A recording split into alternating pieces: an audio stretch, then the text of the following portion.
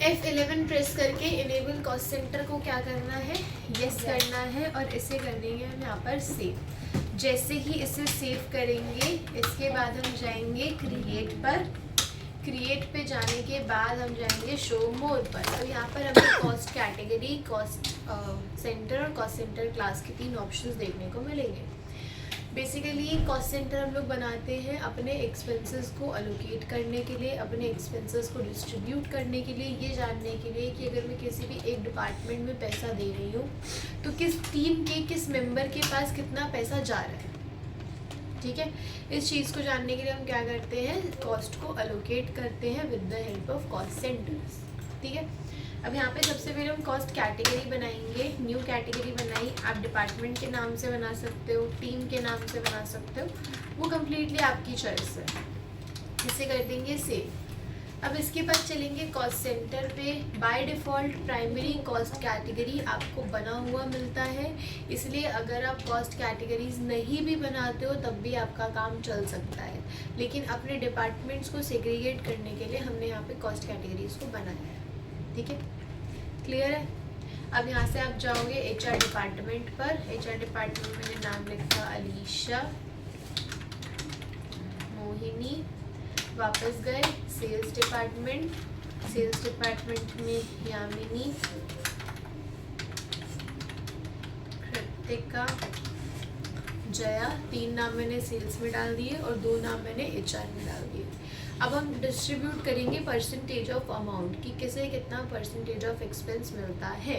तो इसके लिए हम यहाँ पे जाएंगे कॉस्ट सेंटर क्लास पे। कॉस्ट सेंटर क्लास पे जाने के बाद हम क्या करेंगे, क्लास का नाम डालेंगे।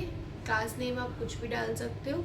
आप कोई एक्सपेंस के नाम से मेंशन करना चाहते हो, आप एक्सपेंस के नाम से मेंशन कर सकते हो।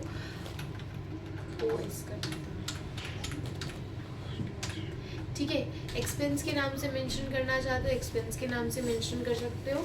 और अगर आप किसी रैंडम नेम से जो है वो करना चाहते हो मेंशन, तो उस नाम से मेंशन कर सकते हो। एंटर करेंगे, HR डिपार्टमेंट पे जाएंगे, अलीशा। अब 2 जने हैं, 2 जनों के बीच में हमें 100% को डिवाइड करना है। मैंने बोला अलीशा का 55, मोहिनी का 45। इसी तरीके से सेल्स डिपार्टमेंट, जया 45, कार्तिक, कृतिका 30 और यामिनी 25। इसलिए चलिए आगे बढ़ते हैं। इसे यहाँ पे कर देंगे हम सेव और अगेन कर देंगे सेव। अब इसके बाद हम यहाँ से जाएंगे वाउचर पे, वाउचर से जाएंगे पेमेंट। अब जस्ट इन केस अगर आपको कॉस्ट सेंटर क्लास का ऑप्शन नहीं मिलता है तो आप यहाँ से प्रेस करेंगे F12, यहाँ पे ऑप्शन आ जाएगा कॉस्ट सेंटर क्लास। इसे यस करके आपको करना है सेव। अब यहाँ पे हमने पोस्टेज के नाम से बनाया था, हमें लिखा हुआ मिल जाएगा। यहाँ पे हम उसी एक्सपेंस को जनरेट कर लेंगे विच इज पोस्टेज।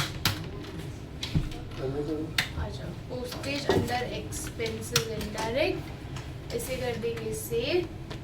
यहाँ पे आप अमाउंट लिखोगे, एंटर, कैश लिखोगे और डन। यहाँ से हम बाहर आएंगे, डे बुक पे जाएंगे, एंटर करेंगे तो हमें यहाँ पे डिस्ट्रीब्यूशन दिख जाएगा।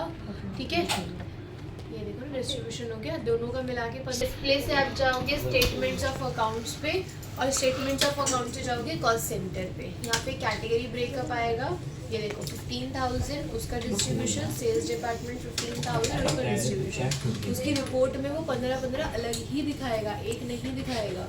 अगर मैं 30,000 की एंट्री करूँगी तो 30-30 दिखाएगा दोनों की। हमें मेन उसकी रिपोर्ट देखनी है और उसकी रिपोर्ट में उस एलोकेशन को उसी तरीके से देखने के लिए हम वहाँ पे सिंगल अमाउंट ही एंटर करते हैं। उसके हिसाब से चलेगा। यहाँ पे आपका लेजर के हिसाब से आपको दिखाएगा और यहाँ पे आपका ग्रुप के हिसाब से आपको दिखाएगा। ठीक है, अब ये एक बार ट्राई करो फटाफट, फिर आगे बढ़ो।